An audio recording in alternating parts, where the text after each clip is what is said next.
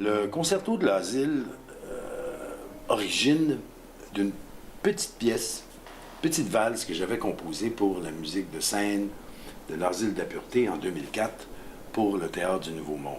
Mon ami Alain Lefebvre, que je ne connaissais pas personnellement à l'époque, est à la création de la pièce et vient me trouver après pour me dire qu'il avait vraiment apprécié la valse de l'asile et est-ce que je serais d'accord pour lui en faire une version pour piano. Alors, j'entends cette valse et c'est peut-être un peu plus fort que ce que Walter dit. La valse est géniale pour moi. Effectivement, j'ai parlé tout de suite après ça à Walter en me présentant, en disant, écoutez, est-ce qu'il y aurait moyen de jouer cette valse? La valse a été tout de suite enregistrée sur Etiquette Analecta et vous savez, dans le milieu du disque classique, on est très loin d'Adèle ou de Lady Gaga ou de Céline Dion, avec tout le respect que j'ai pour ces trois artistes. Mais la valse, sur ce disque qui était en même temps un hommage à la musique québécoise, nous parlons de dizaines et de dizaines de milliers de copies vendues. Et tout d'un coup, la valse se retrouve un peu dans les palmarès des jeunes, des pianistes, des moins jeunes. Tout le monde veut l'entendre.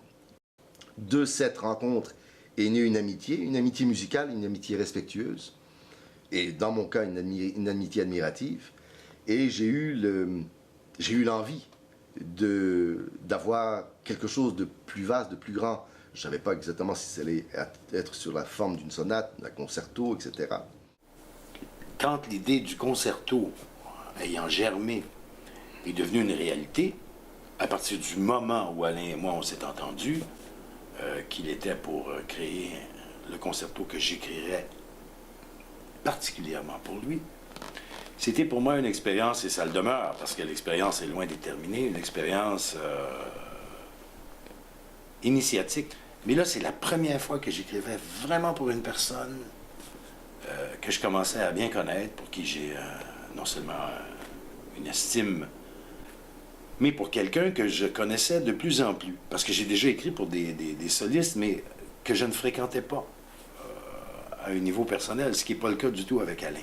Et je sais ce qu'Alain aime faire. Je sais ce qu'il aime moins faire, et je sais ce qu'il aime pas faire. Et lui s'est rendu compte de la même chose vis-à-vis de moi, et on s'est apprivoisés tous les deux. De travailler le concerto de Walter Boudreau, là je m'extirpe de notre amitié, et je suis obligé de faire l'exercice de style, dans le sens que c'est un travail qui est très ardu. On se parle souvent 20 fois par jour pour vérifier chaque chose. Le concerto est passé à la loupe par le compositeur. Le pianiste, lui, très modestement, demande au compositeur des étapes, puisque nous sommes devant une partition extrêmement complexe.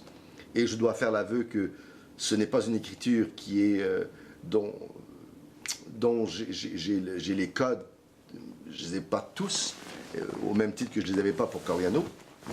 Alors, la genèse de l'œuvre, elle va naître en janvier, sous les doigts d'un pianiste qui va essayer de rendre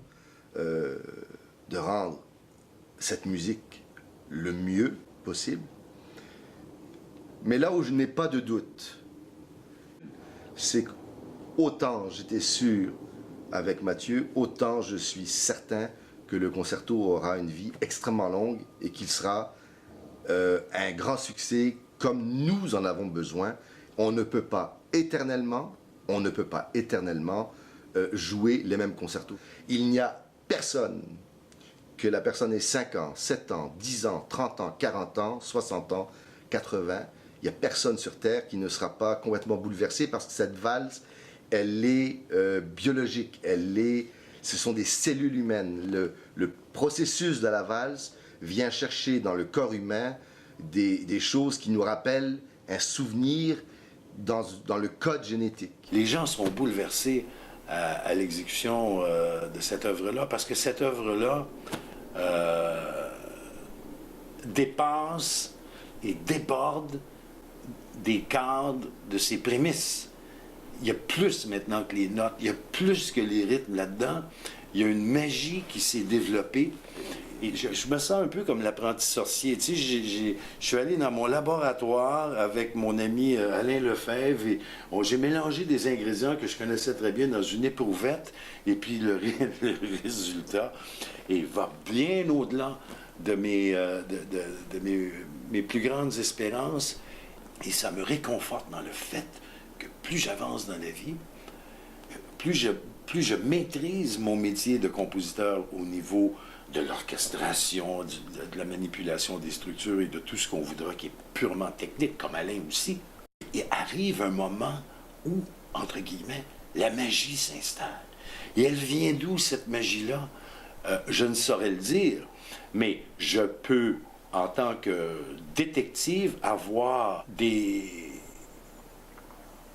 soupçons très forts que c'est dû à ce contact très particulier, très intime, unique entre le compositeur et l'interprète, qui a fait en sorte que 1 + 1 = 3.